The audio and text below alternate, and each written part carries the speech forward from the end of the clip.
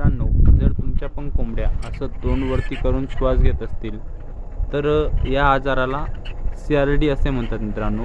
सर्दी होते खूप पक्ष्यांमध्ये, तेव्हा हा आजार जास्त करून होत असतो. जसं काही अचानक वातावरण बदलणं, हिवाळा लागणं, पावसाळा लागणं किंवा पाण्यामध्ये अचानक बदल होणं. तर आपल्याला काय करायचं मित्रांनो, त्यांच्या पाण्यामध्ये आपल्याला टेट्रासायक्लिन नावाचं जे काही इंजेक्शन येतं, हे इंजेक्शन सोडायचं आहे पाण्याच्या भांड्यामध्ये.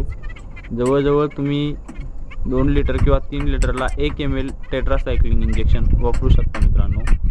तर ते तुम्ही दिल्यानंतर जवळजवळ कोंबडींमध्ये जो काही श्वासनाचा त्रास आहे हा कमी होऊन जाणार आहे मित्रांनो. जर समजा जास्त करून श्वासनाचा त्रास असेल तर तुम्ही 5 ml प्रति लिटर या हिशोबाने सुद्धा टाकू शकतात.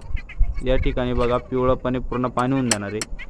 हे टेट्रासायक्लिनचं पाणी म्हणजे टेट्रासायक्लिन इंजेक्शनचं पाणी जर तुम्ही कोंबड्यांना दिलं तर 100% जो काही त्यांचा हा सर्दीचा आजार आहे, CRDचा आजार आहे, हा कमी व्हायला मदत होते मित्रांनो. जर तुम्हाला पक्ष्याला इंजेक्शन देता येत असेल तर 0.2 ml चेस्टमध्ये तुम्ही इंजेक्शन देऊ शकतात. असेच नवीन नवीन व्हिडिओ पाहण्यासाठी आपल्या बोकडवाला भाऊ या चॅनलला सबस्क्राईब करायला विसरू नका.